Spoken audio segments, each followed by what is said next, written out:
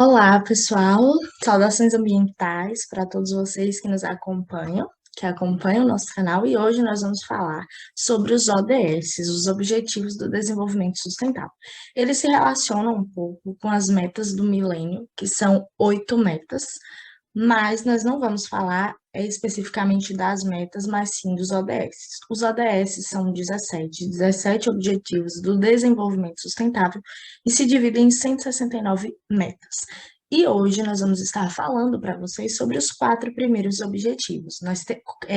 Teremos a participação de 4 professoras, cada uma falando um objetivo. Então, o que eu vou fazer aqui nesse momento é uma introdução, um apanhado geral sobre o assunto. Eu espero que vocês gostem e que vocês se despertem para a necessidade de estudar essas questões. Bem, com relação aos ODS, os 4 primeiros se resumem nos seguintes pontos. Eu não vou falar tão especificamente porque eles serão abordados de forma pormenorizada posteriormente. Primeiramente, erradicação da pobreza. O segundo, fome zero e desenvolvimento e agricultura sustentável. O terceiro, saúde e bem-estar. E o quarto, relacionado com a educação de qualidade para todos. E aí eu vou falar um pouquinho especificamente sobre os objetivos de modo geral, primeiramente.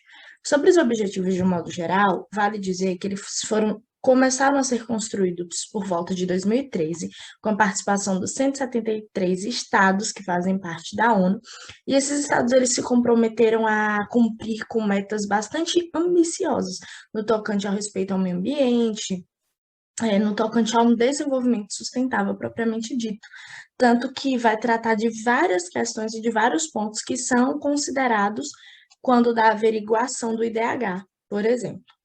E aí esses países se comprometeram, né, dentre os quais o Brasil para, a partir de 2015, né, metas pós 2015 até 2030, para que tais resultados fossem alcançados.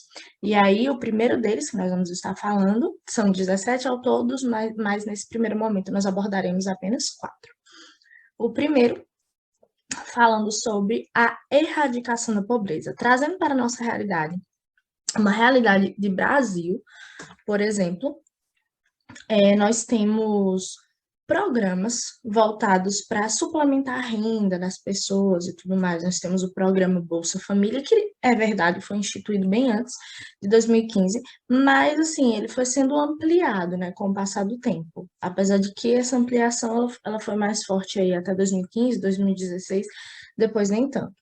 Com relação a esse ponto, é interessante notar, estava lendo um artigo de 2018 sobre o assunto, falando que, na realidade, o Brasil estava caindo no tocante à erradicação da pobreza, com o aumento do desemprego e com o aumento também do número de pessoas que são classificadas como pobres ou miseráveis e tal, da pobreza extrema, né? E isso é muito preocupante, né? Porque é uma meta que deveria ser atingida até 2030 e que não está sendo atingida, muito pelo contrário, o resultado está sendo o contrário, está sendo o resultado reverso, né? Então, assim, a gente vê alguns programas, como o programa Bolsa Família, por exemplo, mas a gente vê que isso não tem sido suficiente, porque a geração de empregos no Brasil está em queda, né? A gente tem passado por crises recentemente, especialmente depois da pandemia, então vai ser muito difícil atingir essa meta, muito, muito, muito difícil.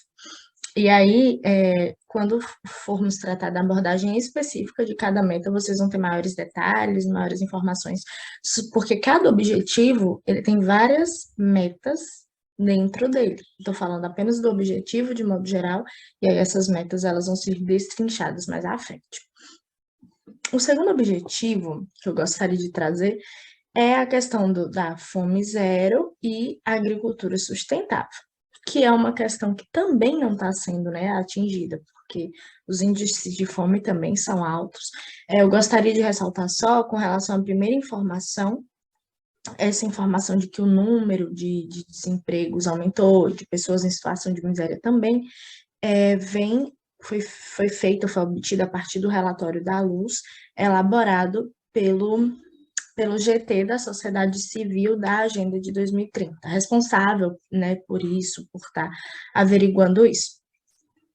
O segundo ponto, né, voltando para ele, com relação à agricultura sustentável, a gente vê, por exemplo, que existe também já há um certo tempo a questão do crédito rural, que é um crédito facilitado para incentivar a produção agrícola, para incentivar a agricultura familiar, a agricultura de subsistência e tal, aquelas vendas menores, mais na localidade e tudo mais.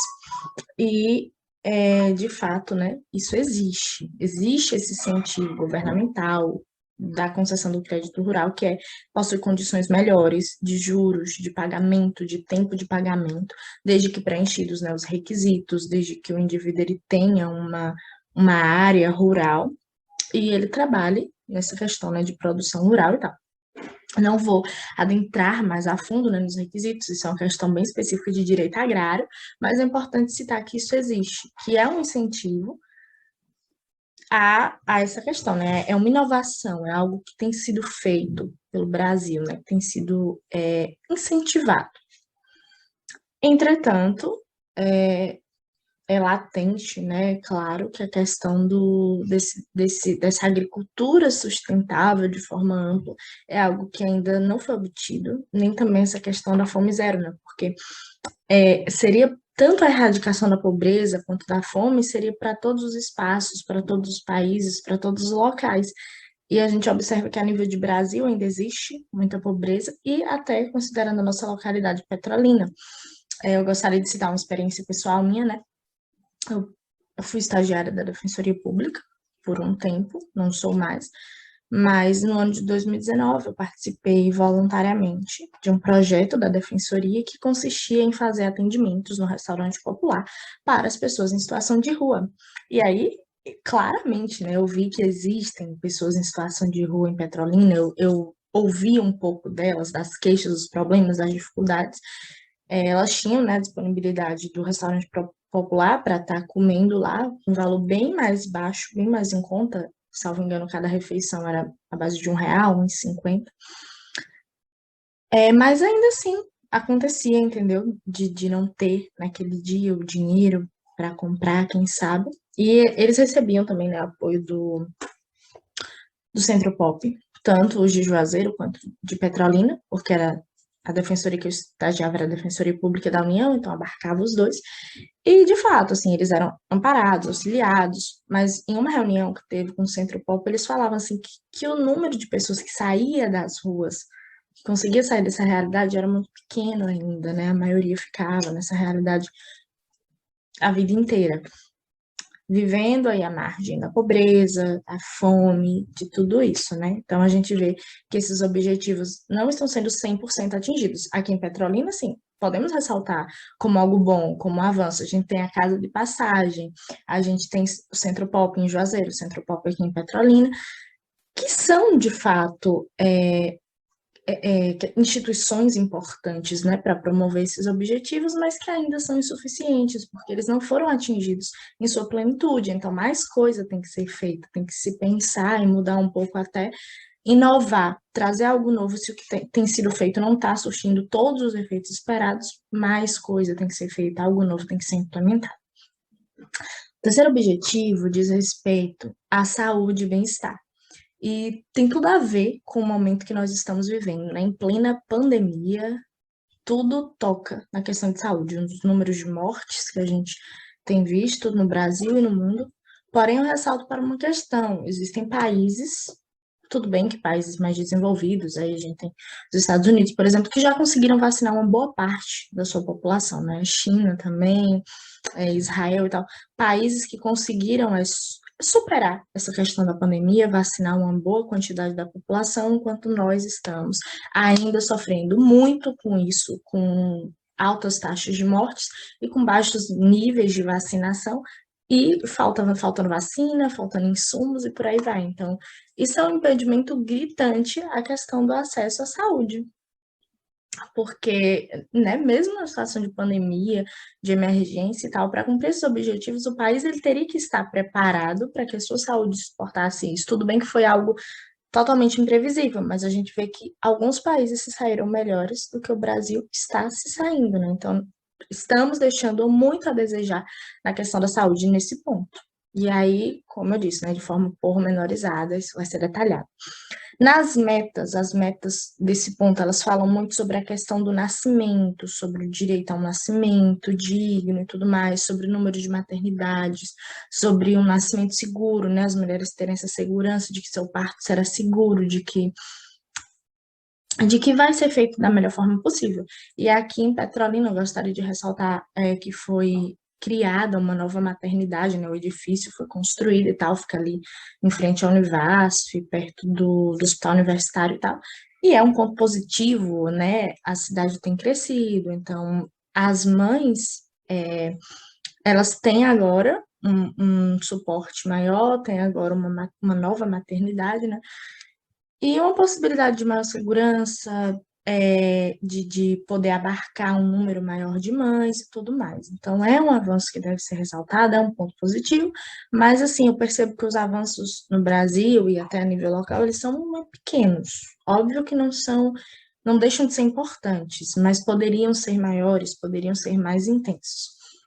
E, por fim, o último objetivo desses, dos quatro primeiros, né, fala sobre a educação, o acesso à educação para todos. E eu percebo, por exemplo, gostaria de ressaltar o sistema de cotas, né, que também já existe há um certo tempo, não tanto, é um pouco mais recente, mas que de 2015 para cá tem sim se intensificado muito tanto nas universidades, tanto com vagas de bolsa, né? Existem vagas de bolsa em universidades privadas, como especialmente nas universidades públicas, quando você vai fazer uma inscrição para o Enem, depois que você recebe a nota, que você vai se inscrever para o SISU, para o ProUni, tem as vagas de cotas. E aí, falando isso por experiência própria, né? 2016 foi o meu ano de Enem, e aí, quando eu fui jogar as notas em 2017, tinha muito essa questão de cotas, que é uma das medidas que foram tomadas para implementar isso, né? Foi intensificado. A questão do sistema de cotas já existia antes de 2015, mas ele foi intensificado e ele tem sido intensificado, né? E aí esse acesso à educação, ele pode ser difundido. A gente vê que de anos passados para cá, isso melhorou muito. A realidade dos meus pais é um pouco diferente, né, da minha e tudo mais, que, com uma facilidade muito maior para entrar na universidade, no meu caso, por exemplo, com 17 anos, demonstrando que nessa geração a facilidade está bem maior. Mas ainda existe muito a melhorar, ainda existem pontos a mudar, especialmente na zona rural, que muitas crianças, pessoas da zona rural, especialmente no ensino médio, têm que sair de lá para vir para a sede, porque não tem uma escola com ensino médio em todos os povoados, né, digamos assim. E é algo que deveria ter escola, até o ensino médio em todos os povoados, com ensino de qualidade, com a mesma qualidade que há na sede, isso com relação ao ensino público, né? Claro. E aí, com relação à Petrolina, está abarcada no sistema de cotas, as universidades públicas daqui, faculdades públicas seguem, né, o sistema de cotas, como todas as outras. E a gente tem, por exemplo, na FACAP, existem vagas para bolsistas de todos os cursos, e esses bolsistas, eles prestam uma contrapartida de um ano de, chega a ser um ano, né? O cumprimento de uma carga horária de 880 horas, por exemplo, e a gente vê que é uma forma de pulverizar esse acesso à universidade. São pessoas que vão ter bolsa, vão pagar bem menos do que os outros, e que possivelmente não poderiam fazer o curso se não fosse dessa forma, né? Não teriam valor para pagar a mensalidade completa, a mensalidade normal. Então, a gente vê assim, medidas têm sido tomadas, a questão do acesso à saúde, à educação, tudo tem sido aumentado, tem sido incentivado. Algumas medidas estão sendo colocadas em práticas, mas elas ainda são insuficientes, não foram atingidos os resultados que os ODS esperam. E aí, agora, minha visão particular, eu acredito que daqui para 2030 nós não vamos atingir esses resultados, especialmente considerando a realidade de crise pela qual estamos passando atualmente. Acredito que isso prejudica bastante o alcance, né, desses objetivos. Então, vai ser muito mais difícil, em 9 anos, de 2021 a 2030, erradicar a pobreza, por exemplo, né, em 100%. Eu, particularmente, acho muito difícil que acredito que para isso ser atingido, assim, muitas inovações teriam que ser feitas, teria que ter um investimento bem grande em empregos, em qualificação profissional, coisa que não está acontecendo com um país em crise como está, eu acredito que seja bem difícil de atingir. Acompanhe os próximos vídeos, fiquem conosco. Nós teremos um vídeo específico para cada um desses 4 primeiros objetivos. Aqui foi só um apanhado geral. Espero que vocês tenham gostado e continuem seguindo o nosso canal Meio Ambiente e Cidadania.